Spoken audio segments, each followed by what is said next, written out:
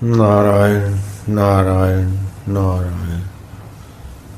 भगवत चिंतन करके चुप बैठ जाए, पर मन इधर उधर जाए तो श्वास को गिने।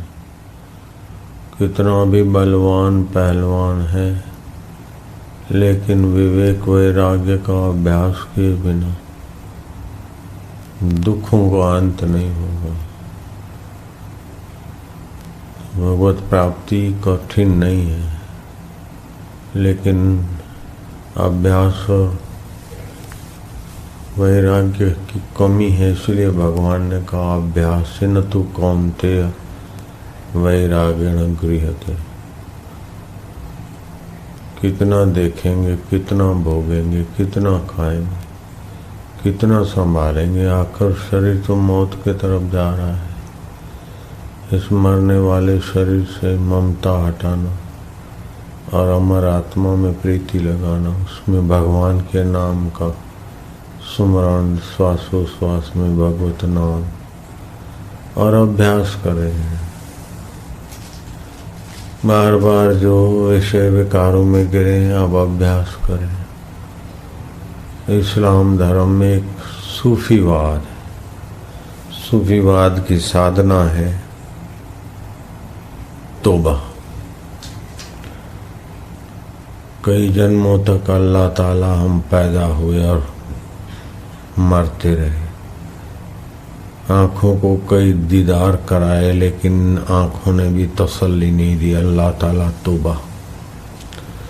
नाक से कितना ही सूंघा, जीभ से कितना ही चखा, काम बेकार कितना ही भोग कर अपनी कमर खराब की।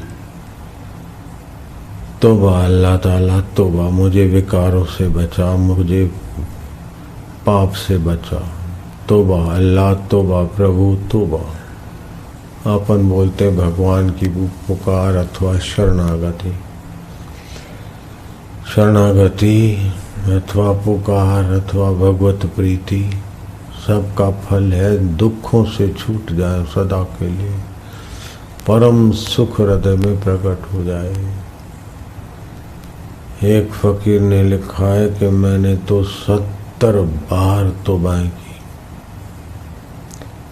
तब तक मेरी सुनवाई नहीं हो रही थी कि दिल से तौबा नहीं थी। वो फिर से मैं वही इल्लत में, खान पान में, गलती में गिर जाता था। लेकिन 71वीं बार मैंने खूब हृदयपूर्वक पुकारा कि अल्लाह तू बचा। मेरी प्रार्थना सुनी गई। और अब तो संसारी आकर्षण में, विकारों में, बेईमानी में, कपट में अब मन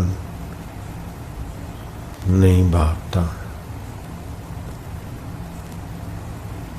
70 बार प्रार्थना की, तौबा पुकारी, लेकिन 71वीं बार भी प्रार्थना स्वीकार हो गई। 70 बार तो क्या, 700 बार भी प्रयत्न करके अगर फिर मन मान लेता है,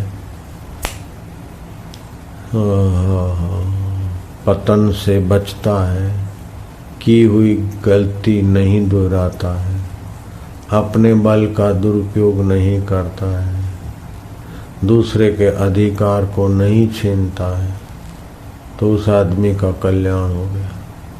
कल्याण किस दिन हुआ कि अपनी गलती मनुष्य को महसूस हो कि ये मेरी गलती है और पतन के रास्ते ले जाने वाला है।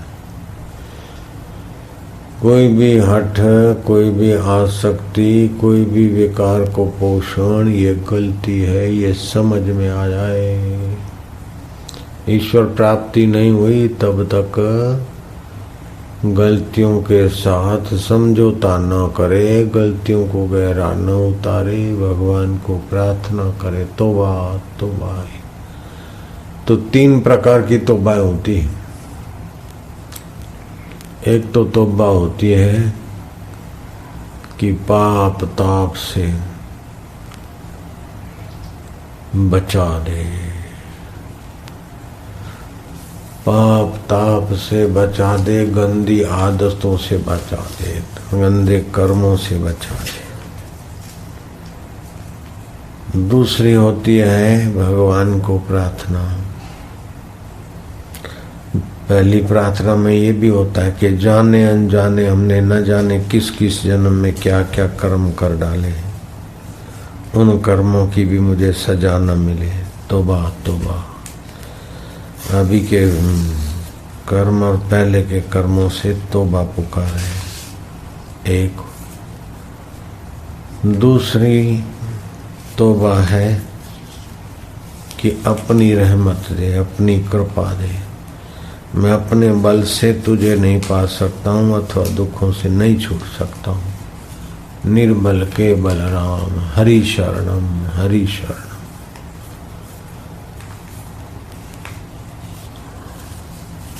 ईश्वर की कृपा पाने के लिए, एक तो गलतियों से छूटने के लिए, दूसरी ईश्वर की कृपा पाने, तीसरा निर्वासनिक नारायण में विश्रांति पाने के लिए, जो सदा हो साथ में है फिर भी हम दुखी हो रहे हैं, संसार में भटक रहे।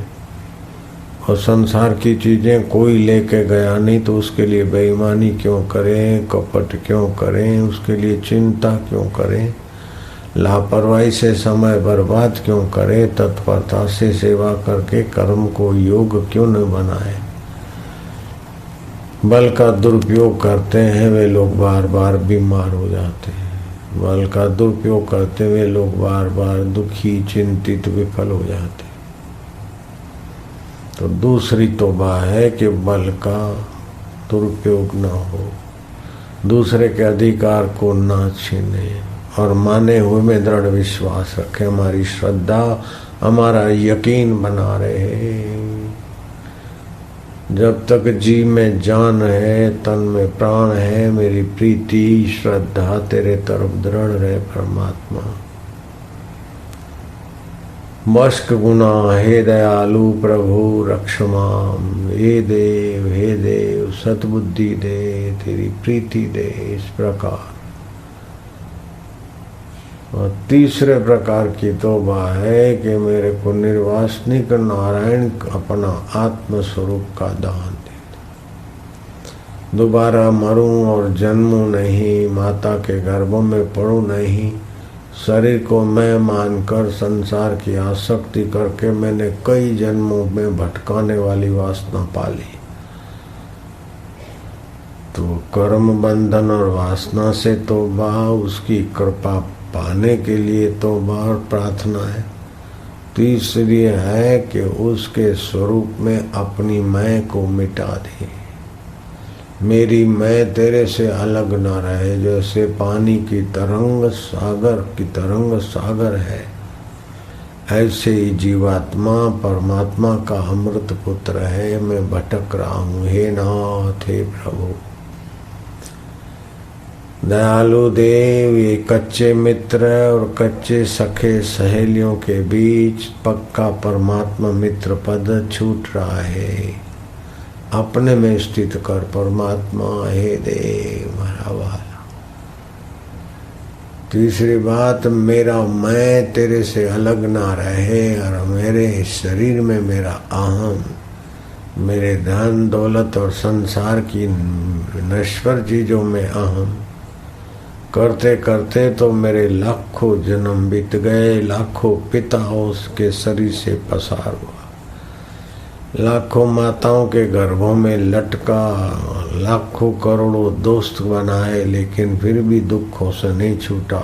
तेरी शरण तौबा तौबा। हरि शरणम सत्यम शरणम गच्छामि, मद्धम शरणम गच्छामि। जो बोध स्वरूप है, जो ज्ञान स्वरूप है परमेश्वर, उसके शरण जाते हैं। सृष्टि के पहले भी ज्ञान स्वरूप पर ब्रह्म परमात्मा था। बोले ज्ञान स्वरूप परमात्मा देव को भगवान ने भी नहीं बनाया, तुम्हारे आत्मा को भगवान ने भी नहीं बनाया, शरीर भगवान की प्रकृति ने बनाया, लेकिन तुम्हारी आत्मा को, तुम्हारी असलियत को भगवान ने भी नहीं बनाया, उसके पहले भी थी। तो भगवान ने तो सृष्टि किया, लेकिन ज्ञान स्वरूप जो चैतन्य है वो भगवान ने नहीं बनाया।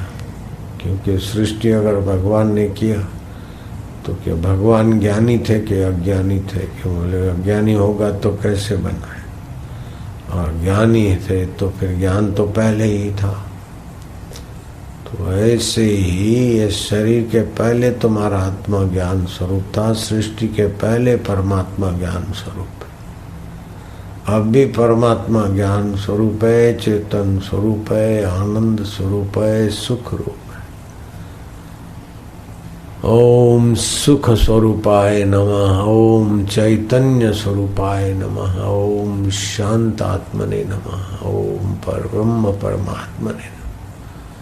भगवत तत्व में स्थिति पाने के लिए पुकार। पहली पुकार दोषों से मिटने के लिए, दूसरी पुकार भगवान के रास्ते दृढ़ता से चलने में, और तीसरी पुकार भगवत तत्व के सिवाय, भगवत सुख के सिवाय कहीं हम उलझे नहीं, और मेरे मैं को, परिच्छिन्न मैं को, मानी हुई जाति संप्रदाय फलाना ढिंगड़े, उस मैं को मिटाकर मुझे असली मैं में, तेरी मैं में मिला दे प्रभु। ये तीन प्रकार की पुकार। ये तोबा मार्ग है, सूफी मार्ग, सूफीवाद में। अपन बोलते शरणागति, हरि शरणम, ओम बोलते नमो भगवते वासुदेवाय, जो अखिल ब्रह्मांडों में रम रहे परमात्मा वाह ओम नमो, मैं उनको नमन करता हूँ। भगवते जो भगवानों के अवतार होने के बाद भी ज्यों के त्यों बसे हैं मेरे में। मैं उन्हें नहीं जानता लेकिन वे मुझे जानते हैं। भगवान का नाम लेना ये कोई कर्म नहीं है, ये कोई क्रिया नहीं है। भगवान का नाम उच्चारण करना पुकार है, पुकार। भगवान नाम जप करना ये पुकार है। इस पुकार से पुरानी संस्कार वासनाएं मिटती है। भगवान नाम जप की ऐसी आदत पड़ जाए कि वाह, अर्जुन को ऐसी आदत पड़ गई कि रात्रि को भी भगवान नाम से अर्जुन के रोंआटों से ध्वनि आती थी। हनुमान जी को ऐसी भगवान नाम की आदत पड़ गई कि हनुमान जी के रोम रोम से भगवान नाम उच्चारण था। अपने भी कई साधक हैं, घरों में रहने वाली माया, हरिओम हरिओम बोलने की ऐसी आदत हुई कि उनका प्रभाव वाइब्रेशन शरीर में, और शरीर के प्रभाव नेत्रों और हाथों के द्वारा रोटी में भी ओमकार वो भर जाता है। महाराष्ट्र में चोखा मेला हो गया, उनकी हड्डियों से भी भगवान नाम की ध्वनि निकलती। भगवान नाम का रन बढ़ा दे, भगवान नाम का स्मरण बढ़ा दे, वो भगवान की सत्ता को, कृपा को, आनंद को, ज्ञान को, माधुर्य को अपने अंतःकरण में भर देता है। तो अंतःकरण में जो वासना है, कपट है, बेईमानी है, जो छोड़ जाने वाला है, उसी के लिए क्यों कपट करें। जिस शरीर को जला देने वाला, जला देना है, और जिन चीजों को छोड़ के मरना है, उसके लिए क्यों बेईमानी करे, अथवा उस शरीर को क्यों विलासी बनाए। हे भगवान सतबुद्धि दे, सतप्रीति दे, सत्य स्वरूप में स्थिति दे। ये हो गई अपनी भाषा की प्रार्थना। दुर्गुणों से, दुराचारों से, दुष्कर्मों से क्षमा कर, सदकर्मों में प्रवृत्ति और निष्कामता दे, और मेरा मैं मिटा दे। मेरे कर्तृत्व भाव को, भोक्तृत्व भाव को तुझ में समा दे। ओम ओम ओम। नारायण हरि हरि हरि हरि हरि ओम ओम ओम। श्वास श्वास में आयुष्य नाश हो रही है। कौन सा श्वास आखिरी हो जाएगा पता नहीं है। दुनिया की सारी संपत्ति देने पर भी 2 श्वास ज्यादा नहीं ले सकते। पैसा बिगड़ा तो कुछ नहीं बिगड़ा, स्वास्थ्य बिगड़ा तो कुछ कुछ बिगड़ा, चरित्र और समय बिगड़ा तो सर्वनाश हो गया। चरित्र की रक्षा हो, समय की रक्षा हो। हरि नारायण ओम ओम। ओम हे प्रभु ओम। बिन जरूरी बात क्या करना, बिन जरूरी खाना पीना पहनना क्यों, सार में लग जाओ। परमात्मा ही सार स्वरूप है। जीवन मुक्ति का विलक्षण आनंद पाकर मनुष्य जन्म का फल पालो। बड़े भाग्य मानुष्य तन पावा, सुर दुर्लभ सब ग्रंथ निभावा। देवताओं को भी दुर्लभ है। देवता लोग नवीन पुण्य कर्म नहीं कर सकते, उनको कोई फल नहीं होता। और नरकीय जीव नरक में क्या करेंगे, कर्म का फल भोगेंगे। स्वर्ग वाला सुख भोगेगा। मनुष्य है जो अगले कर्मों को काट कर अपना नया जीवन धन्य कर सकता है। इसीलिए कोई देवता लोग भी मनुष्य शरीर चाहते। देवों को भी दुर्लभ है ये मोक्ष जीवन पाना। ऐसा मोक्षदायी मनुष्य शरीर व्यर्थ की बातों में, व्यर्थ के विस्तार में, मगज में बातें बाहर की इतनी काहे को भरे।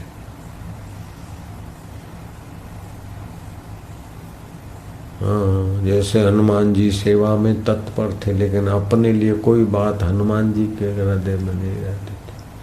लक्ष्मण जी राम जी के सेवा की बात में तत्पर रहते थे, लेकिन अपनी निजी बात में कुछ। जब निजी बात की आसक्ति होती है तो जीव का पतन होता है। ईश्वर में प्रीति बढ़ा दे, जप बढ़ा दे, ध्यान बढ़ा दे। मनुष्य जन्म पाकर अगर भगवान को नहीं पाया, मुक्ति नहीं पाई, तो क्या घोड़ा गधा कुत्ता बिला होकर पाएंगे क्या? मनुष्य जन्म ही है मोक्ष करी द्वारा, मुक्ति का द्वार है मनुष्य जन्म। हाँ ही करके है करके तो चंचल लोग, जो हलकट लोग होते ना, उनको ब्रह्म ज्ञानी मुफ्त में मिले तो फिर वो मुफ्त, ये लोग उनको मुफ्त में ही सब समय शक्ति बर्बाद कर देते। एक एक श्वास बड़ा कीमती। थोड़ा प्रसन्न रहे, आज से विनोद थोड़ा हुआ, लेकिन सारी जिंदगी उसी में खप जाएगी। ईश्वर को कब पाएंगे? ईश्वर अपने आत्मा होकर बैठे, उनको कैसे जाने? जरा सा अपमान होता है तो कैसा भड़का चढ़ता है। अपना राग द्वेष, अपना पराया, बुढ़ापा आ गया, बीमारी आ गई, उसकी सेवा लो, उसकी सेवा लो, फिर भी मरोगे। एफडी बना के रखो, फिर भी मरोगे। पति की सेवा लो, पत्नी की लो, बेटे की लो, बाप की लो, फिर भी मरोगे। कितनी सेवाएं ले, कितना संभालेंगे? और जो भी सेवा लेते तो काहे के लिए लेते? इससे क्या मिल जाएगा? बहुत अच्छी बात सुना दी नारद जी ने धृतराष्ट्र को कि तुम इस शरीर को रखकर अब क्या करोगे? युधिष्ठिर के टुकड़े खाकर क्या मिल जाएगा? वक्त कठिन आ रहा है, मौत नजीक आ रही है, कुछ अपने लिए करो।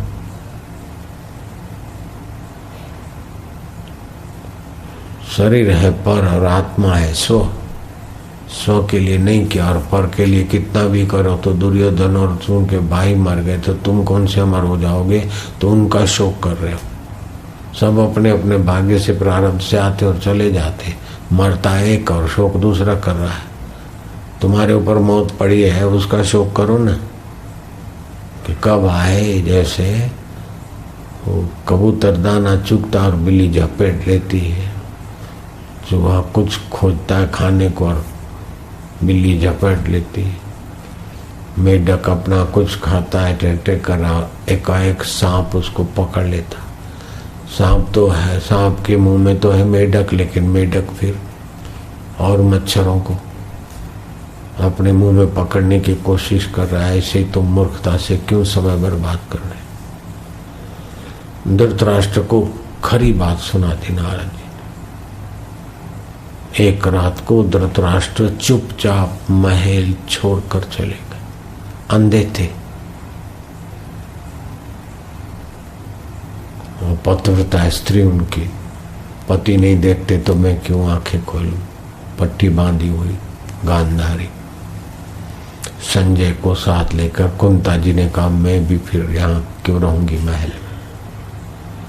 युधिष्ठिर जैसा धर्मात्मा पुत्र महल छोड़कर चल दिए। कहाँ गए? सप्त सरोवर, जहाँ भी अपना आश्रम है उस इलाके। मुंह में पत्थर रखते, मौन रहते, 3 दिन में एक बार भोजन करते, जलपान फल आदि जो भी।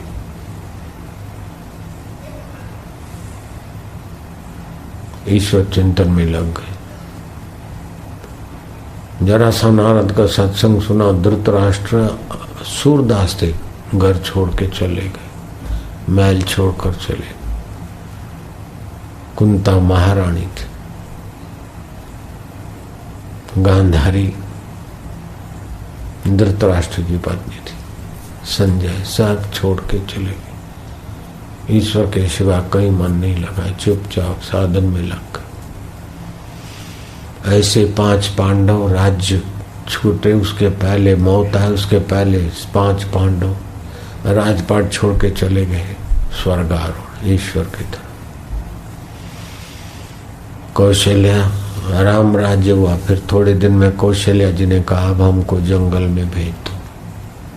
राम जी कहते माँ मैं 14 साल जंगल में जाके आया, अब तुम क्यों जंगल में जाओ?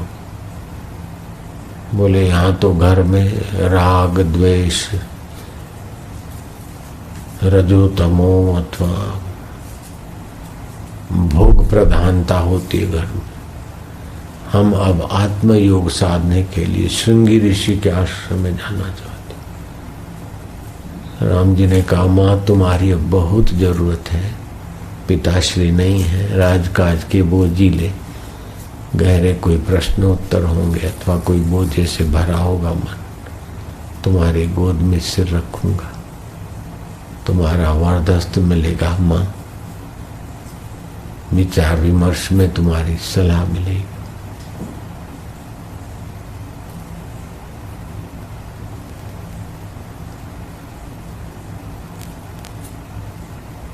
कौशल्या जी ज्ञान मार्गी थी, विवेक प्रधान था कौशल्या, और दशरथ में भावना की प्रधानता थी।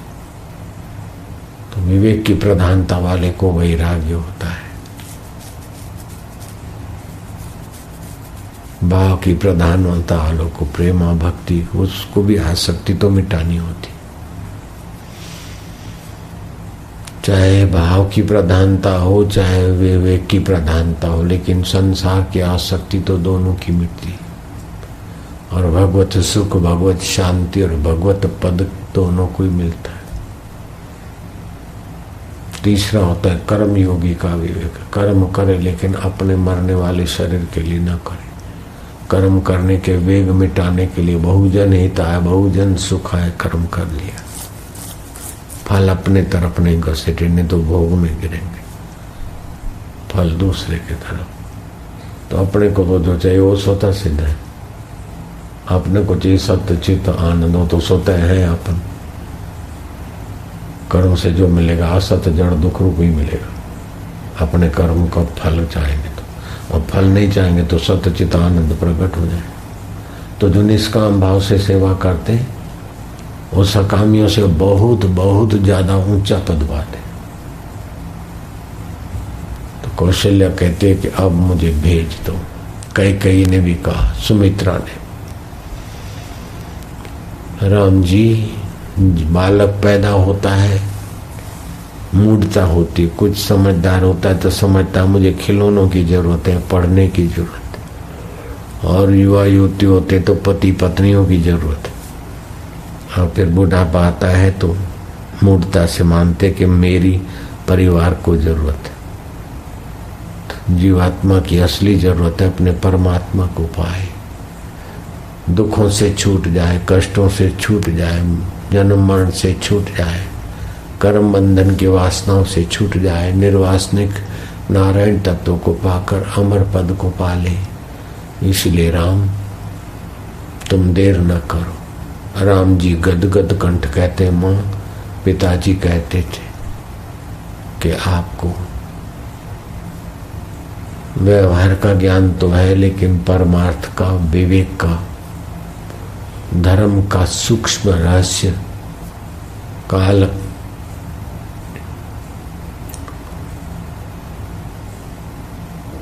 की धारा में बह जाए आयुष्य और समय और पश्चाताप हाथ लगे, ऐसा जीवन नहीं। जो लोग आत्मपद के तरफ नहीं चलते उनको मरते समय पश्चाताप ही हाथ लगता है। जैसे जंगल में सब कुछ किसी ने लूट लिया हो और वो भूखा प्यासा पश्चाताप करता हो, फरियाद करता हो, ऐसे मरते समय जो इन विकारों में लुटे जाते, मरते समय पश्चाताप की आग में तप तप के मरते। अरे मैंने कुछ नहीं किया, सब यहाँ रह गया, छोरों को पाला, मेरे तो देखते ही नहीं, जमाई चला गया, बेटी वहाँ हो गई, पत्नी ऐसी हो गई, पति ने ऐसा कर दिया, अब मेरा कोई नहीं, अरे मेरे हाथ कुछ नहीं आया, रुपए पैसे यहीं पड़े रह गए, गाड़ी भी नहीं ले जा सकते, कुछ भी नहीं। मरते समय सब यहाँ छूट जाएगा, अनाथ होकर भटकना के रास्ते जाएगा, बीहड़ मार्ग से, कष्टदायी रास्ता मृत्यु के बाद। अब क्या करूँगा, कहाँ जाऊँगा? जिनको अपना माना था वो सभी पराये हो गए, मौत आई तो कंधे पे चढ़ा के जला निकले गए। तुम्हारी हड्डी भी तुम्हारे घर में नहीं रखेंगे, फिर किसको अपना घर मान बैठे हो? तुम्हारे बेटे बेटियां, मित्र, सखा, संबंधी कब तक तुम्हारे रहेंगे? कौशल्या महारानी की सूझबूझ पर राम जी गदगद हो गए और रथ की तैयारी की। तीनों माताएं, राम का राज्य, राजमहल, राम जैसा पुत्र, भरत जैसा पुत्र, शत्रुघ्न जैसा पुत्र, सबकी सेवा ठुकरा के चली गई जंगल। ये विवेक है। वो आया, वो गया, वो हुआ, वो हुआ है, हा ही। अरे समय बीत रहा है, हा हा ही, सुविधाएं मिली, हा ही करके अपने पर बोझ मत चढ़ाओ। सुविधा का सदुपयोग करके ईश्वर प्राप्ति कर लो। ध्रुव को 5 साल की उम्र में तू मिल गया, अंतर्यामी देव यहाँ 22 साल की उम्र बीत गई। रोते रोते लेट जाते थके। सुबह उनकी पत्नी उठाती कि वो तकिया गीला है, मेरा पति ईश्वर के लिए तड़पता रोता। उन्होंने पा लिया तो ऐसा पाया कि प्रेसिडेंट रूजवेल्ट भी उनके चरणों में, अमेरिका का, बैठ के शांति बात।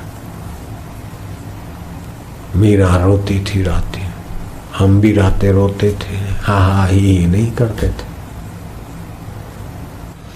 मेरे गुरुजी भी आबू के बाजार से वो उठा के दरवाजा सिर पे गुफा बनाए, उन्हीं गुफा में हम लोग भी रहते। शंकर गुफा बनाए बापूजी ने।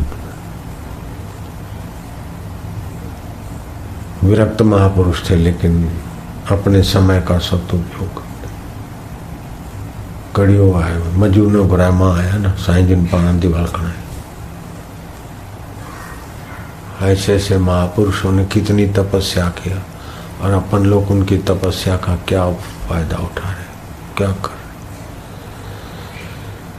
नारायण हरि हरि हरि ओम हरि। मेरे गुरुदेव तो रात को भिगा के रखते, कुछ दाने गेहूं के ये वो और मिला के, थोड़ी मूंगफली के दाने, सुबह चबा चबा के खूब खाते। फिर किसी ने कहा ये उचित नहीं, तो छोड़ दिया, रोटी वोटी बना के खाते। और मजे मैं मूंग उबाल के खाता, बाद में थोड़ा दलिया कभी कभी।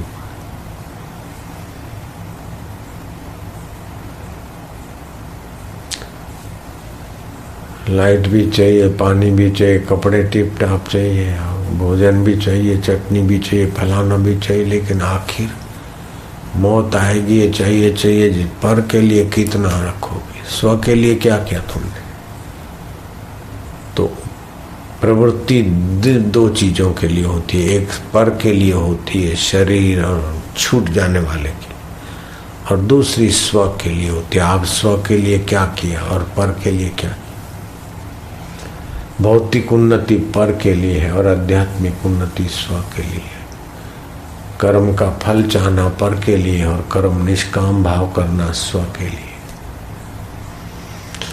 कर्म का सुख भोगना पर के लिए और कर्म का सुख बांटना स्व के लिए। दूसरे के अधिकार की रक्षा करना स्व के लिए है, दूसरे का अधिकार छीनना पर के लिए। मिले हुए में शंका करना, जिसको मानते उसमें शंका करना तो पर के लिए होगा, जिसको मानते उसकी बात पे अडिग रहना स्व के लिए। गुरु जी की तुझे माँ शबरी बाई पर बस गुरु जी ने कहा है राम मिलेंगे, रोज बाट देखती।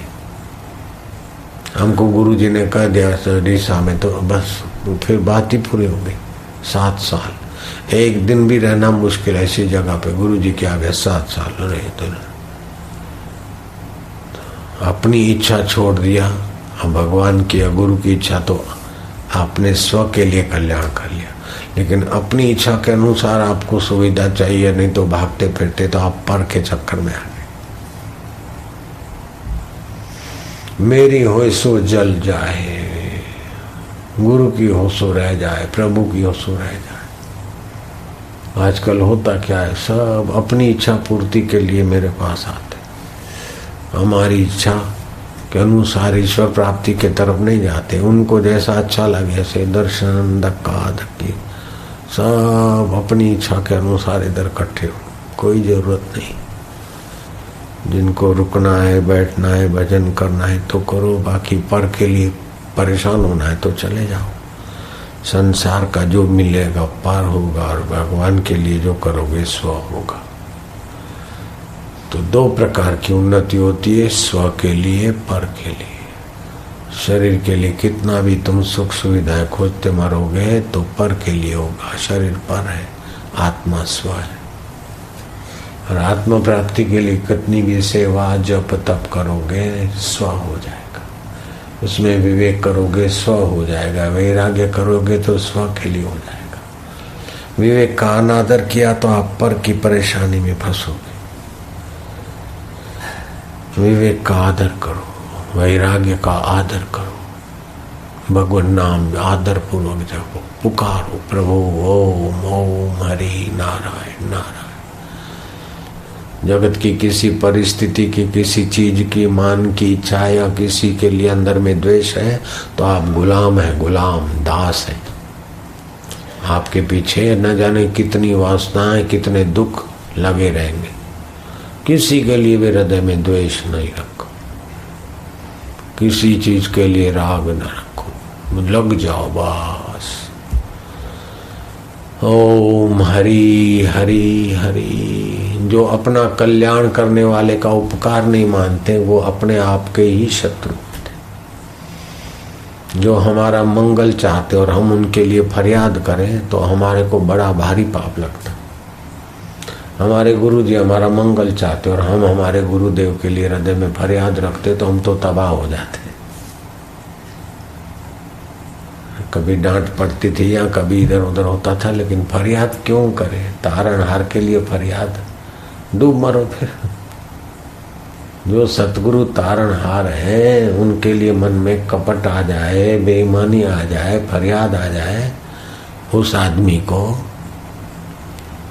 बड़ा भारी घाटा सहना पड़ता है। उस आदमी को प्रायश्चित करके रोना चाहिए, तौबाएं पुकारनी चाहिए, सिर पटक पटक के रोना चाहिए, ही नहीं करनी चाहिए।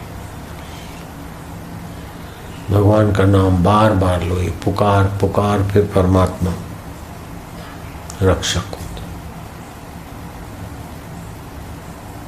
पुकारोगे नहीं तो काय को रक्षा करेगा?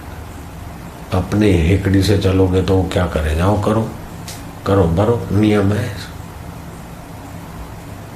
हम तो नर्मदा किनारे बालू में बैठते, क्या क्या बोलते, कैसा कैसा होता, कभी रोते, कभी क्या क्या करते।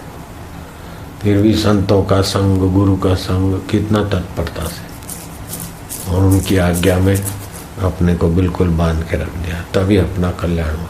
नहीं तो गुरु जी के पास तो बहुत आते थे, सभी को जैसी प्रेरणा होती थी आशीर्वाद लेके चले जाते थे। लेकिन चंदीराम ने आज्ञा मानी तो कैसा चंदीराम का जीवन, आखिरी जीवन कितना ऊंचा, शुरुआत का जीवन चंदीराम का कितना हलकट और आखिरी जीवन चंदीराम का कितना ऊंचा। खाली आज्ञा मान लिया बस। अभी भी उनके सेवा का सत्कर्म सद्भाव, गुरु के हृदय में सद्भाव छोड़ के गए, बेटे के हृदय में छोड़ के गए, थोड़ी सेवा कार्य भी चल रहे।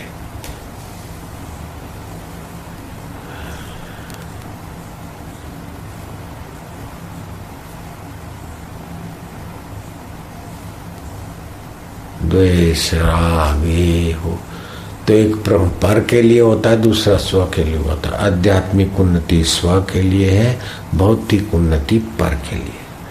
अच्छा, भौतिक उन्नति में कूड़ कपट धोखा बेईमानी और अंत में नरकों में मरो।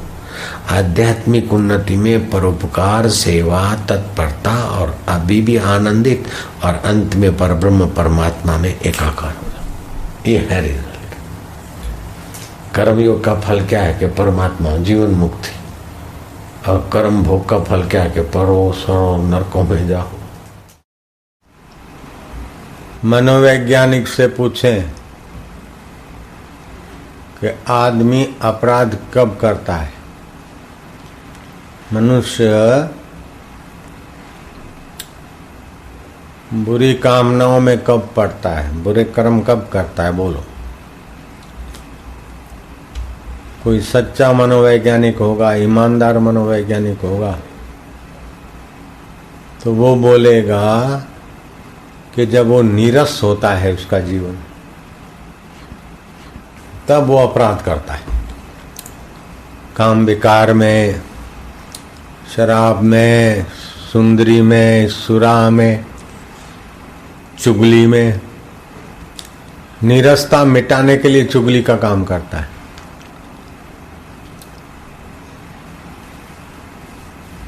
वासना कब उठती है, जब अंदर से नीरसता होती तब वासना उठती।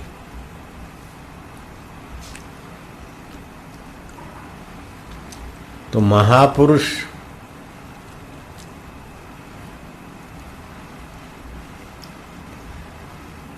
इस रहस्य को जानते हैं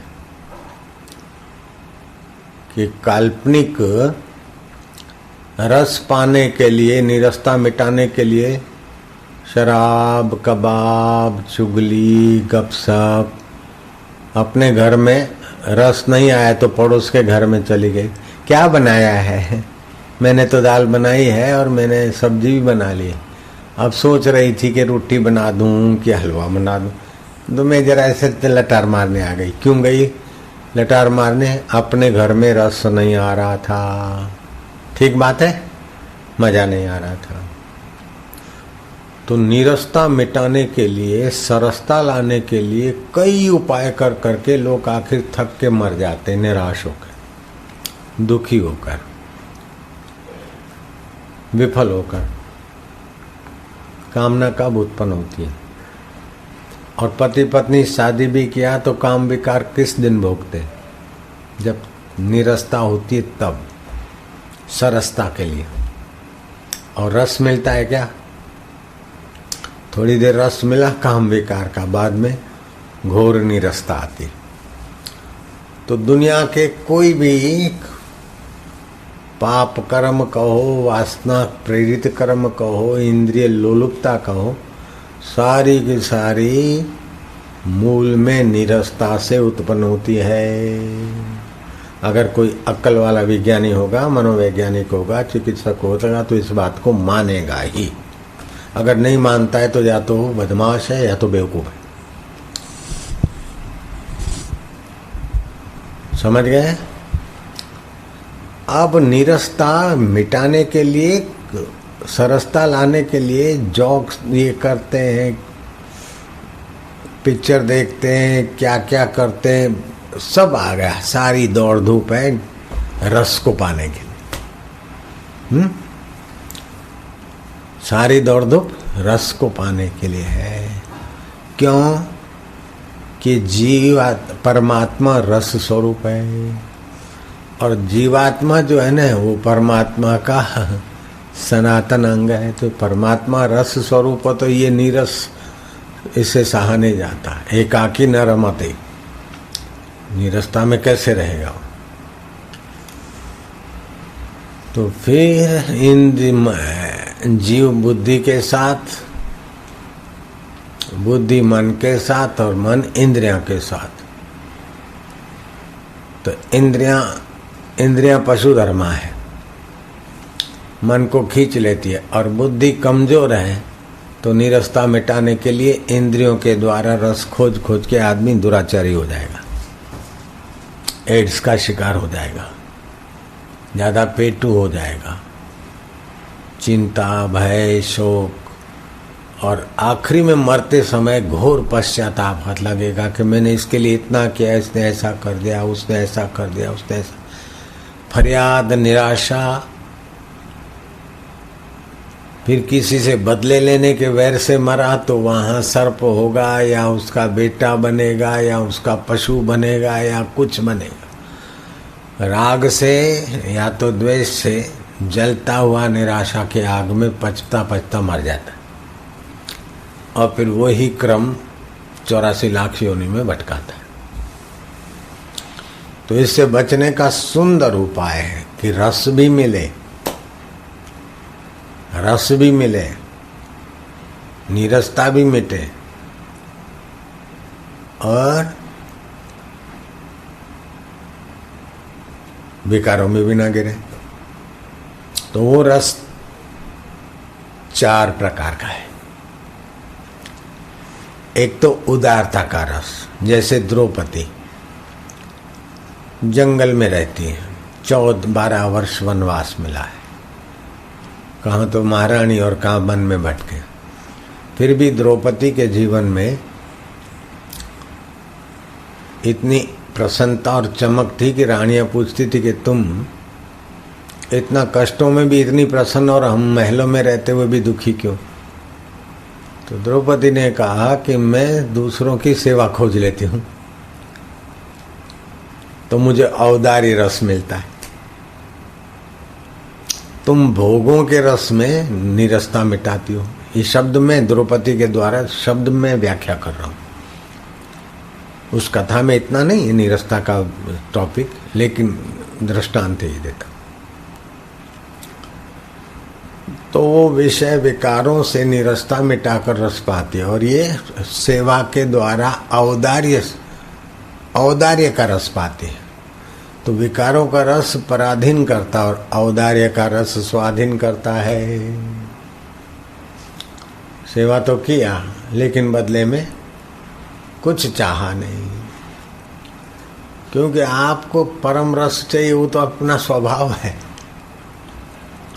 शंकर सहज स्वरूप संभारा, लागी समाधि अखंड अपारा। सती जी ने तो शिव जी की बात अनसुनी कर दी, मायके चली गई तो नीरसता हुई ना। पत्नी नहीं माने, शिव जी जैसे शिव जी तो कितना हादसे जैसा, शिव जी को कुछ नहीं, ध्यानस्थ हो गए। बाद में तो सती को सहना पड़ा और क्या क्या हो गया सती के बाप का ये वो। तो एक होता है औदार्य रस, आपके पास जो योग्यता है। बोले धन होगा तो हम दान पुण्य करेंगे, उदारता का रस। अभी धन नहीं है तो बल तो है ना, बल से सेवा करो। बोले बल भी नहीं है, तंदुरुस्त होंगे तब सेवा करेंगे। तो अभी मन तो है तो मन से ही भगवत प्रीति, भगवत जनों के लिए सद्भाव और मन से जितना सेवा हो सके करो, तो इससे भी औदार्य रस मिलेगा। तो द्रौपदी ने कहा मैं दूसरों के दुख दूर करने और दूसरों की सेवा करने और बदले में कुछ न चाहने से औदार्य रस से द्रौपदी तृप्त है। रानियां इतनी तृप्त नहीं है, वो विकारी रस से तृप्त होने को जा रही। फिर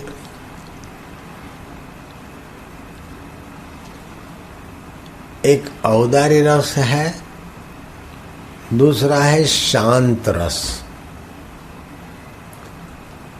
जितनी इच्छाएं वासनाएं हैं सब पूरी किसी की नहीं हुई। जो उचित है और कर सकते हैं और जिनके बिना नहीं चलता वो अपने लिए कर डाला, और जिनके बिना चल सकता उनको हटा दिया। तो आप ध्यान की शांति में, कर्तव्य की तृप्ति में औदार्य रस पाए, औदार्य रस शांत रस मिले। और भगवान और गुरु के प्रति आत्मीयता करने से प्रेम रस पैदा होता है। और प्रेम रस में नित्य नवीन रस, नित्य दिने दिने बढ़ता, दिन दिन बढ़ता है। और वो प्रेम रस में 7 लक्षण होते हैं।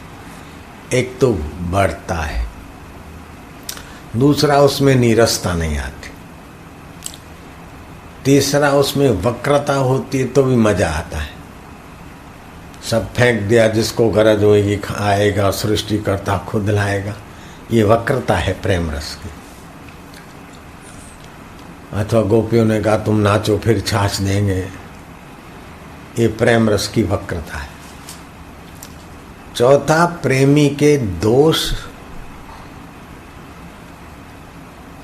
होने पर भी नीरसता नहीं होती, अपना है।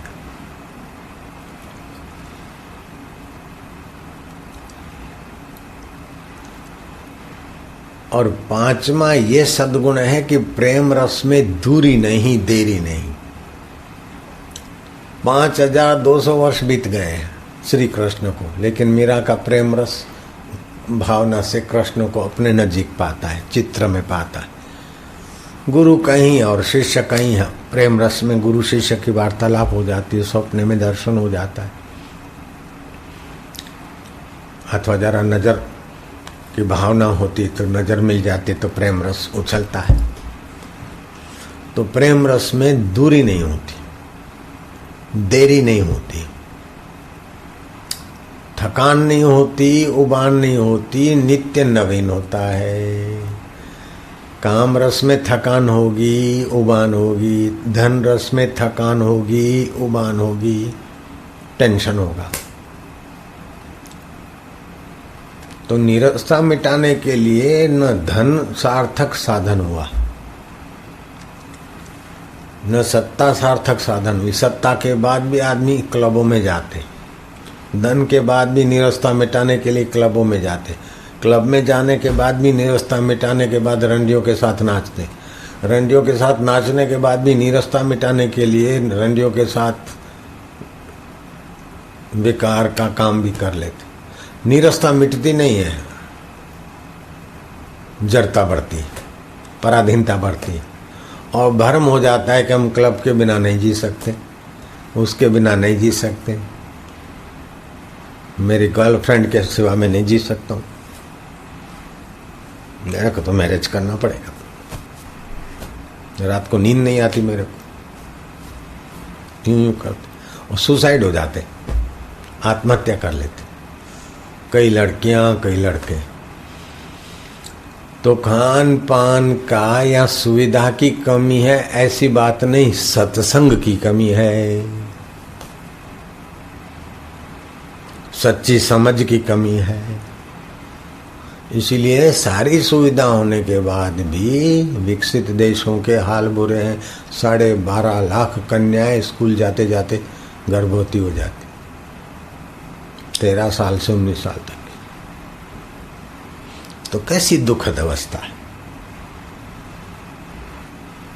तो नीरसता मिटाने के लिए सुंदर उपाय है कि भगवान और गुरु के साथ आत्मीयता करे, वे अपने हैं, हमारे हैं।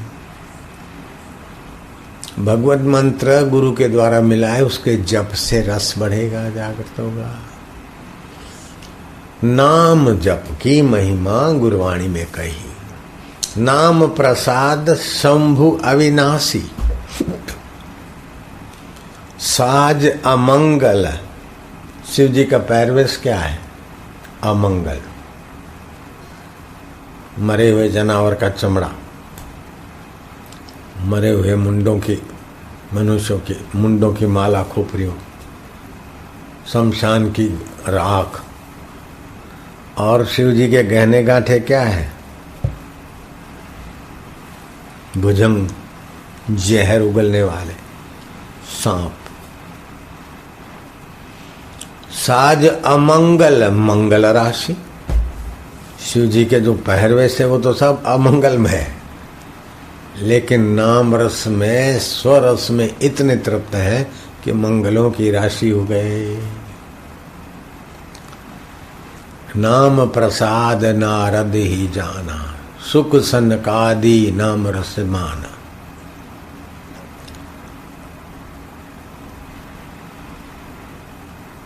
तो भगवान तो सबके हैं, लेकिन जो प्रेम रस से भगवान को आराधते उसी के भगवान सेवक बन जाते।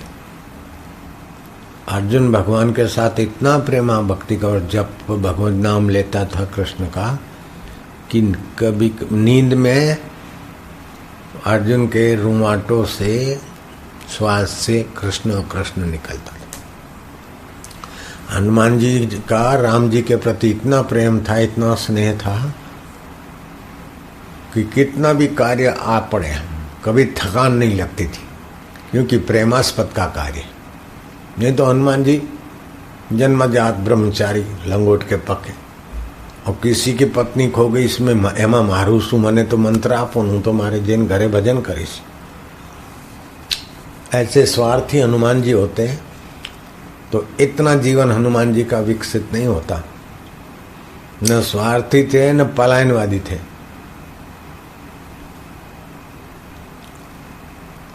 पत्नी तो राम जी की रावण उठा गया और हनुमान जी ने अपने को होम दिया उस सेवा में, ऐसा कि उनके पकड़े गए, उनकी पूंछ को आग लगाई दी गई।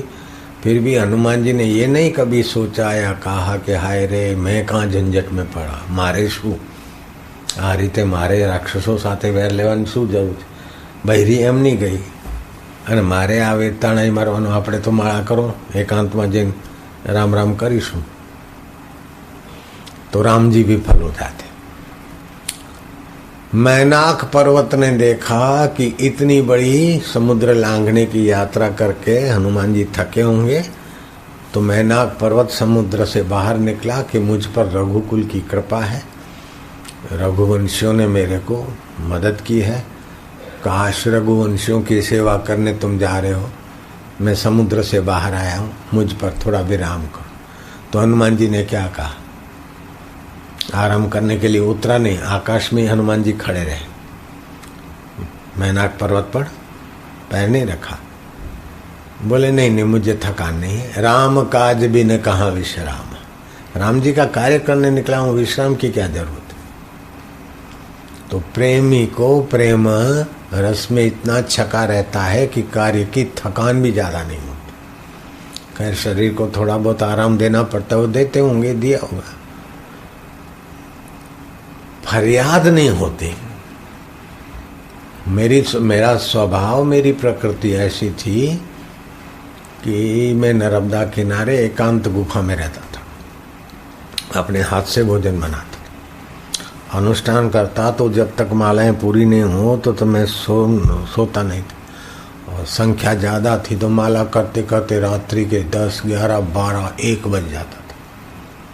तो नींद ना आ जाए तो फिर शिव मंदिर के पीछे पीछे चौक में घूमते घूमते भी अपना नियम कर लेता।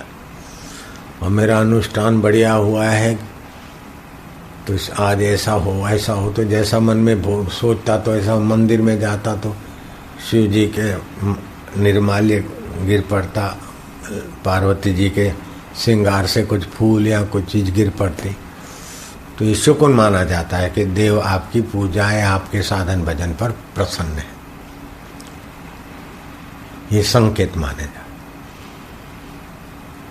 तो ऐसा सुंदर माहौल था, और गुफा भी मिली हुई थी किसी ब्राह्मण की थी, और नर्मदा का किनारा व्यू दिखता था। फिर गुरुजी के पास गया, और गुरुजी के पास किसी डीसा के कॉरपोरेटर था, डॉक्टर, उसने कोई जमीन खाली पड़ी होगी सरकारी, उस पर अपना दवाखाना खड़ा कर दिया। जब विरोध पक्ष का उछाला हुआ और उसका गला घुटा तो उसने रातों रात उस पर लिख दिया साईं लीलाशाह आश्रम। अभी भी बना हुआ तो मरीजों की पट्टियां धोने के लिए वो कमरा फमरा ऐसे ही बना हुआ है। और भागा बम्बई में आया, कोई साधक दो बापू आपके नाम का आश्रम बनाया। तो मैं बापू के चरणों में गए तो दूसरे लोगों को ये लगा कहीं ये आगे ना आ जाए, तो हमारा नाम दे दिया। तो बापूजी ने कहा अच्छा इनको ही भेज दो। एक दिन 2 दिन नहीं, झूपड़पट्टी के बीच टेकरे पे अभी भी है उड़ीसा में वो जगह, तो झूपड़पट्टी के बीच उसने जो बना दिया दवाखाने के लिए, क्लिनिक नो खोलने के लिए, उसको फिर आश्रम कर दिया। तो उसको अपनी इज्जत बचाने के लिए जलता घर कृष्ण अर्पण, तो हमको भेजा गया। तो उसका मामला जब थोड़ा शांत हुआ तो फिर वो हमको भगाने के लिए उसने सारे साज चलाए, हम वहाँ से चले जाएं। और हमको अच्छा भी नहीं लगता था झुपड़पट्टी के बीच। तो बापूजी को हम चिट्ठी लिखते कि हाँ तो ऐसा है, आप आज्ञा करो तो मेरा नर्मदा किनारे में है कुटिया उधर। तो उत्तर आता कई दिनों के बाद कि वहीं रहो। फिर लिखता कि ये ऐसा ऐसा करते हैं, इनकी मर्जी नहीं है, इन्होंने तो ये बचाने के लिए ऐसा ऐसा स्टंट किया, वो किया है। थोड़ा विस्तार से नहीं लिखते थे मर्यादा में। और यहाँ भील और ये सब झोपड़पट्टी वाले हैं, दिन भर ऐसा शोर शराबा होता है, ध्यान भजन भी नहीं होता। और रात को कुत्ते भौंकते और दिन को छोरे आपस में गालियाँ देते रहते हैं, पड़ोस में लड़ते रहते हैं। तो बापूजी की चिट्ठी आई कि कुत्ते भौंकते तो क्या है, ओम ओम बोलते ऐसी भावना करो, और वो गालियाँ देते तो आकाश में जाती। एक दिन 2 दिन नहीं 7 साल हमने गुजार दिए। तो गुरुदेव के प्रति प्रेम था तभी मेरे में 7 साल गुजारने की ताकत, नहीं तो उन दिनों में मैं रोज के 10-15 तोला सोना कलेक्ट कर सकता, कमा के खरीद करके रख देता। ऐसे दिन थे। और डीसा और अहमदाबाद क्या अंतर रहता है। गुरु जी की आज्ञा हो गई, डीसा रहे, लेकिन हमको अच्छा नहीं पाया, साधन भजन नहीं होता अपना, तो चले जाते नर्मदा किनारे। तो गुरु जी थोड़ी रोकते थे। मैं तो शादीशुदा भी था, सब कुछ था, लेकिन प्रेम था गुरु की आज्ञा के प्रति, गुरु के प्रति और भगवान के प्रति, तो हम बच गए। अगर गुरु के प्रति आज्ञा पालने के प्रति प्रेम नहीं होता तो हम डीसा छोड़ के नर्मदा किनारे जाते। तो नर्मदा किनारे तो कई लोग अभी भी भटक रहे।